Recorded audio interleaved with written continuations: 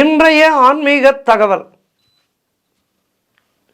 இன்றைக்கு நாம் காண இருப்பது ராமாயணத்திலே நிகழ்ந்த அற்புதமான ஒரு நெகிழ்ச்சியான சம்பவத்தை பற்றி பார்க்க இருக்கின்றோம்.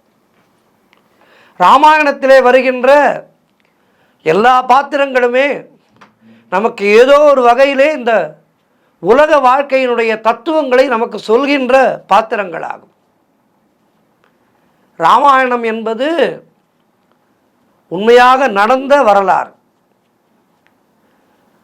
இன்றைக்கும் அயோத்தி ராமர் ஆலயத்திலே ராமபிரானுடைய கருணையானது நமக்கெல்லாம் பொழிந்து கொண்டே இருக்கின்றது.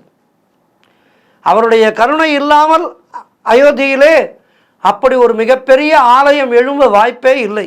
எனவே ராமாயணம் என்பது கட்டுக்கதை அல்ல, அது நிகழ்ந்த ஒரு அற்புதமான சம்பவம். இறைவன் தன்னுடைய அவதாரத்தை அற்புதமாக நடத்தி காட்டி நாம் எல்லோரும் இந்த கலியுகத்திலே எப்படி வாழ வேண்டும் என்பதை நமக்கு வாழ்ந்து காட்டி புரிய வைத்திருக்கின்றார் ஸ்ரீமன் நாராயணன். ராமாயணத்திலே எத்தனையோ நெகிழ்ச்சியான கட்டங்கள் எல்லாம் இருக்கின்றது. பாசம், அன்பு, பிரிவு, காதல் என ஏராளமான கதாபாத்திரங்கள் உணர்ச்சி பிழம்பாக அதிலே இடம்பெற்றிருக்கின்றது. அந்த வரிசையிலே இன்றைக்கு நாம் பார்க்க இருக்கின்ற அற்புதமான ஒரு நிகழ்வு ஹனுமனுடைய தீவிரமான பக்திக்கு சான்றாக விளங்குகின்றது. ராமாயண நிகழ்விலே ஸ்ரீராமர் மீது ஹனுமன் கொண்டிருந்த பக்தி என்கின்ற ஒரு வார்த்தையை நாம் சாதாரணமாக பக்தி என்று சொல்லி அடக்கிவிட முடியாது. அந்த 3 வார்த்தைகளுக்குள் அடங்காத ஒரு அற்புதமான பரிணாமம் ஆஞ்சநேயனுடைய பக்தி. வார்த்தைகளுக்கும் உணர்வுகளுக்கும் அப்பாற்பட்ட ஆனந்த நிலையிலே நாம் அனுபவிக்க வேண்டிய ஒரு விஷயம் அது. ஹனுமன் அப்படித்தான் இருந்தார். ராமநாமம் என்பது ஹனுமனுக்கு ஊனாக, உயிராக, சகலமுமாக இருந்தது என்று சொன்னால் மிகையாகாது. அவருடைய அந்த பக்தியை உலகறிய செய்ய நினைத்தார் ராமபிரான். ராவண சம்ஹாரம் முடிந்துவிட்டது. அயோத்தி திரும்பிவிட்டார்கள். ராமருக்கு பட்டாபிஷேகம் கோலாகலமாக அயோத்தியிலே நடந்து முடிந்தது. அந்த பட்டாபிஷேக விழாவிலே தனக்கு போரிலே உதவி செய்த அத்துணை பேர்களையும் கௌரவித்து கொண்டிருந்தார் ஸ்ரீராமர். அந்த வகையிலே ஹனுமாரை கௌரவிக்க எண்ணினார். இதற்கு பூரணமான எண்ணம் சீதாதேவியாரும் கொண்டிருந்தார். சீதாதேவியாரும் ராமபிரானும் இருவரும் ஒரு சேர ஹனுமனை கௌரவிக்க எண்ணினார்கள். ஸ்ரீராமருக்கு ஹனுமன் ஆற்றிய சேவையை போற்றும் வகையிலே அரிதினும் அரிதான ஒரு அழகான முத்து மாலையை பரிசாக அளித்தாள் சீதாதேவி. பரிசாக அளித்தார் சீதாதேவி. சீதாதேவியை தன்னுடைய தாய்க்கும் மேலாக நினைத்தவர் அனுமான். அன்னை அளிப்பதால் மிகுந்த மரியாதையோடு அந்த முத்து மாலையை பெற்றுக்கொண்டு அந்த மாலையின் ஒவ்வொரு முத்து பரல்களையும் பற்களாலே கடிக்க துவங்கினார்.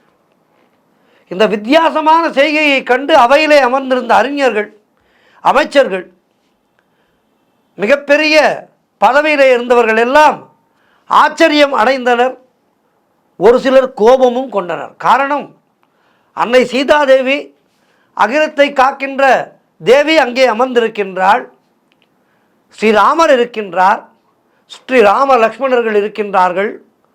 அத்துணை பெரிய சபையிலே சீதாதேவி மனமுவந்து அளித்த மகிழ்ச்சியோடு அளித்த அந்த முத்து மாலையை இந்த அனுமன் இப்படி செய்கின்றாரே, வானரம் என்பது காட்டுகின்றாரே என ஒரு சிலர் கோபப்பட்டனர் அனுமன் மேல்.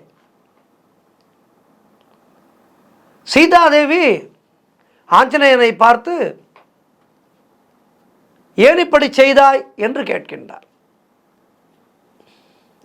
அதற்கு ஆஞ்சநேயர் பதிலளிக்க தொடங்கினார். அன்னையே, முத்துமாலை விலை மதிப்பற்றது.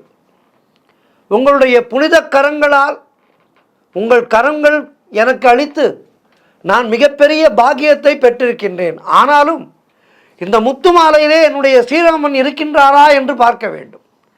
ஸ்ரீராமர் இல்லாத எந்த ஒரு பொருளையும் நான் வைத்துக் கொள்வதில்லை. ஆனால் இந்த பரல்கள் எதிலுமே என்னுடைய ராமரை காணவில்லை. அதுதான் ஒவ்வொரு முத்தையும் நான் கடித்து கடித்து பார்த்தேன். எதிலேயும் ராமன் இல்லையே, ராமன் இல்லாத பொருள் எனக்கு எதற்கு என சீதாதேவியை பார்த்து கேட்டார் அனுமான். அதற்கு சீதாதேவி, இந்த முத்திலே ஸ்ரீராமன் இல்லை என்கின்றாய், உனக்குள்ளே ஸ்ரீராமரை நீ வைத்திருக்கின்றாயா என அன்னை விளையாட்டாக கேட்டுவிட்டார்.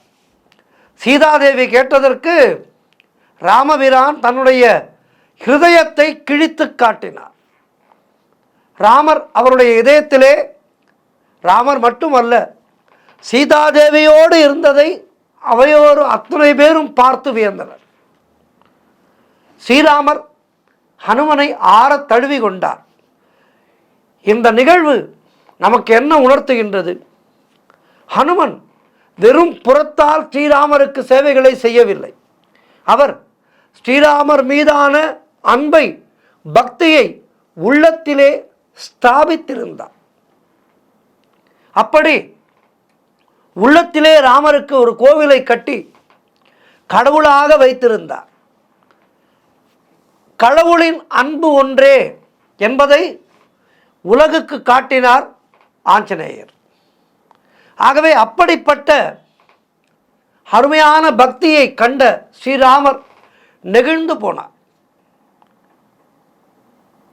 அன்பு என்ற ஒன்றே நமக்கு குறிக்கோளாக இருக்க வேண்டுமே அன்றி பொருள் தன்மையான எந்தவிதமான ஈடுபாடும் பற்றும் எதிர்பார்ப்பும் கடவுள் பக்தி ஆகாது என்கின்ற ஒரு ஆழமான செய்தியை நமக்கு உணர்த்திய விஷயம் ராமருடைய சபையிலே நடந்த இந்த அற்புதமான விஷயம். மேலும் இந்த ராம அவதாரம் முடிந்து எல்லோரும் வைகுண்டத்துக்கு செல்ல இருக்கின்றார்கள்.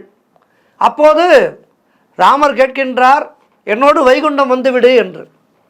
அதற்கு ஆஞ்சநேயர் கேட்கின்றார், வைகுண்டத்திலே என்ன இருக்கும் என்று கேட்கின்றார். வைகுண்டத்திலே சுகமான வாழ்வு இருக்கும், எந்த விதமான கஷ்டமும் இருக்காது, பசி இருக்காது, எதுவுமே இருக்காது, மிக மிக மிக சுகமாக இருக்கலாம் என்று சொல்கின்றார் ராமர்.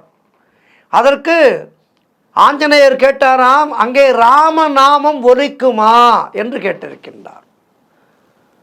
ராமநாமம் அங்கே ஒலிக்காதப்பா, நான் பூலோகத்திலே ராமராக அவதாரம் எடுத்தேன்.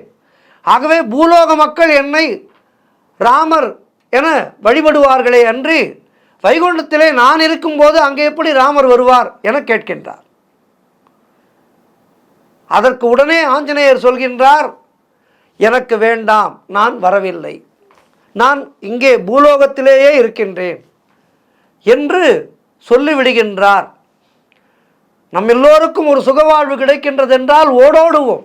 ஆனால் வைகுண்டமே கிடைத்தும் கூட ஆஞ்சநேயன் அந்த ராம நாமம்தான் எனக்கு என சொல்லி என்றும் சிரஞ்சீவியாக இந்த பூலோகத்திலே வாழ்ந்து கொண்டிருக்கின்றார்.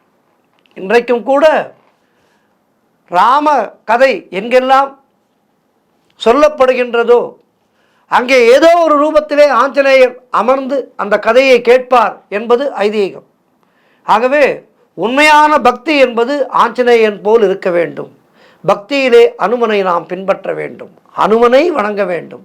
ஹனுமனை வணங்கினால் அந்த நாரணனை வணங்கியது போல், ராமனை வணங்கியது போல், இருவரும் வேறல்ல. ஆக அற்புதமான தத்துவங்களை எல்லாம் நமக்கு சொல்கின்ற அந்த ராமாயணம், மகாபாரதம் போன்றவற்றையெல்லாம் அனுதினமும் படித்து அதிலே இருக்கின்ற நல்ல கருத்துக்களை எடுத்துக்கொண்டு நம் வாழ்க்கையை செம்மையாக வாழ்வோம். நன்றி, வணக்கம், ஜெய் ஸ்ரீராம்.